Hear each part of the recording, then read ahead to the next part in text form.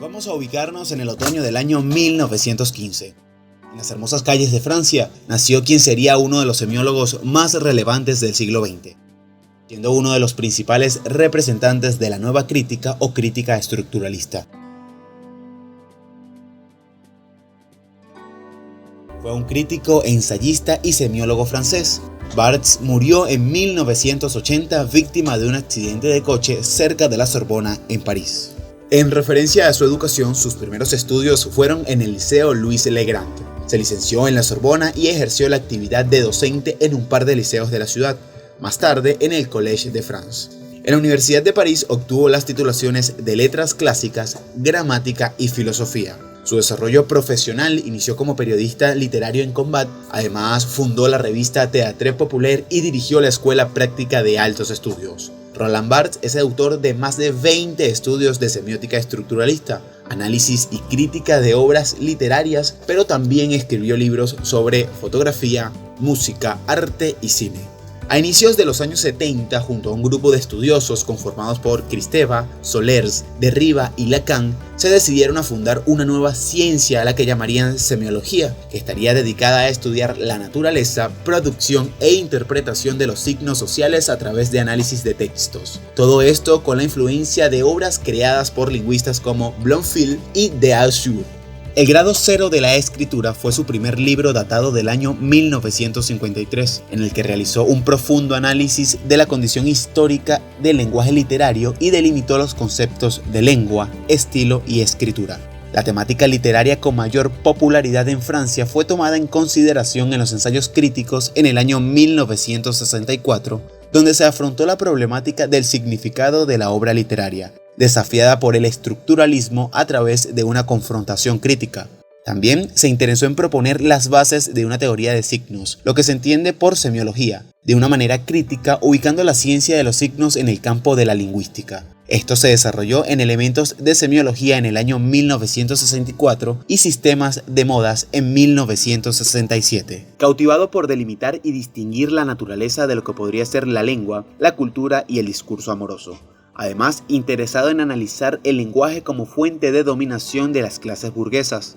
Es de importancia mencionar que Barthes considera que el mundo tiene una cantidad incontable de maneras de interpretarse, tomando en cuenta tres elementos fundamentales como lo son la lengua, el estilo y la escritura. Alrededor de los años 40, Barthes comienza a tener contacto con el estructuralismo, lo que serían nuevas corrientes literarias relacionadas a la semiología, siendo una mezcla de métodos lingüísticos que llevan a definir una visión estructuralista global que asentará la Nouvelle Critique. La crítica estructuralista comprende el funcionamiento del sistema literario, así como la introducción de métodos y modelos propios de la lingüística en él. Barthes propone que el estructuralismo no es una escuela ni mucho menos un movimiento. Es una actividad que busca reconstruir un objeto, de tal forma que en esta reestructuración se entiende el funcionamiento del mismo. Se comprende que en la actividad estructuralista se persiguen dos procesos, el de descomposición y el de recomposición del objeto. Lo curioso es que ambos conducen a la obtención de un producto nuevo que lleva a lo inteligible general. La actividad estructuralista se centra en el lenguaje. El texto es el lenguaje. La crítica es un lenguaje que critica a otro lenguaje, siendo entonces un metalenguaje. El estructuralismo lleva a la literatura, partiendo de la creencia de la autonomía absoluta de esta última, limitada en el mundo pictórico, entendido como el reino omnímodo del lenguaje. Para él es importante que la literatura sea comprendida en el significado vacío, buscando el estudio de la inmanencia literaria de las propiedades abstractas del discurso. Expone con claridad que existe una diversidad de sentidos auténticos y objetivos de cada época dados a las obras, trayendo a colación la cualidad inveterada de la tendencia histórica al error que posee la plurisignificación. Es así como Barthes evidencia una idea clara referida a la introducción del estructuralismo en la historia, rehusando el tono profético de la eternidad. Y cito: y precisamente porque todo pensamiento sobre lo inteligible histórico es también participación en este inteligible, Sin duda, al hombre estructural le importa poco el durar. Sabe que el estructuralismo es también una determinada forma del mundo, que cambiará con el mundo. Sabe que bastará que surja de la historia un nuevo lenguaje que le hable a su vez para que su tarea haya terminado. Cabe destacar también que esta última frase fue tomada del libro de Jerónimo Martínez Cuadrado titulado Roland Barthes y la crítica estructuralista. Sobre sus obras. Investigó sobre el estatus simbólico de los fenómenos culturales y siguió el proyecto de Saussure de construir la semiología, la cual tiene como objeto todo el sistema de signos. Tiene obras como Crítica y Verdad, que se basan en una defensa de la metodología literaria basada en la lingüística. Él considera a la literatura como un sistema de signos que construyen sentidos lógicos relacionados entre sí. En Introducción al análisis estructural del relato, Barthes parte de la división propiamente lingüística de los niveles de la lengua y la traslada a la literatura. Él reconoce 3 niveles distintos de los textos literarios de carácter narrativo. Primero nos encontramos con la narración, que se encarga de la caracterización de los personajes y las acciones. Asimismo, construye las relaciones temporales al interior del relato, las cuales no corresponden a la cronología, sino a una lógica de la acción. En segundo lugar, tenemos a la acción, que es el nivel de las acciones y los personajes, definiendo a estos personajes por las acciones que realizan y no por las características psicológicas. En el tercer punto, tenemos a las funciones, que son las unidades mínimas y significantes en las que se divide la narración. Unas pertenecen al eje distribucional y caracterizan el hacer. Son las cardinales y las catálisis.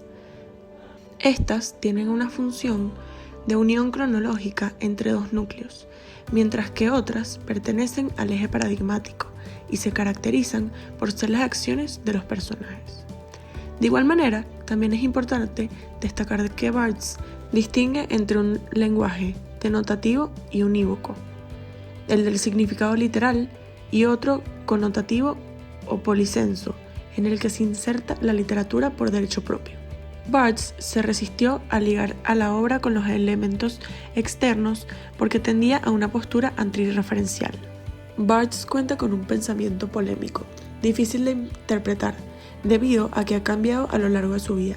Por eso, cuando se habla de declaraciones tan contundentes como la muerte del autor, es necesario entender el contexto en que Barthes realiza semejantes afirmaciones.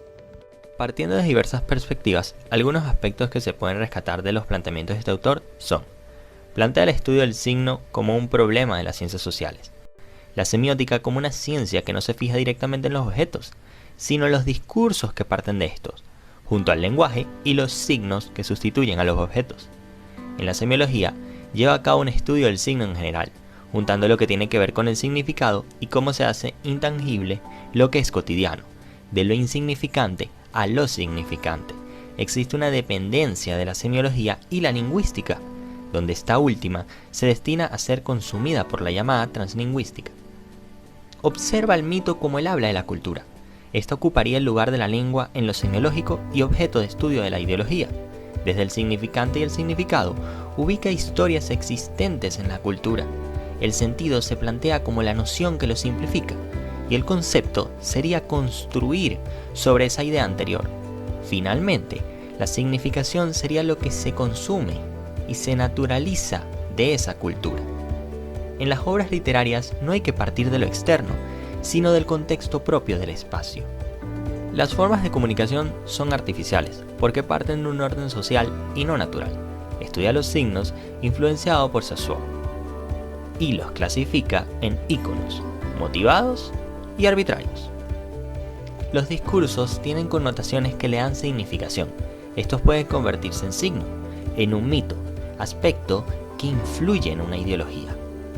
Roland Barthes trata también el mundo de las imágenes, aportando sobre el estudio de su expresión connotativa. En Elementos de la Semiología examina las bases de esta, partiendo de términos recibidos de la lingüística, como el significante y el significado. La lingüística como modelo de la semiología, una semiología estructural, se hereda algo de la lingüística de Saussure, apoyando en esa institucionalización del estructuralismo como escuela. todo contenido de un discurso tiene connotaciones que brindan significación y todo discurso puede ser un signo, un mito, que no crea lenguajes, pero hace hablar cosas a través de una ideología. El sistema de signos incluye una función del lenguaje, que produce un tipo de lenguaje ya sea poético o ideológico, considerando el marco social y el texto.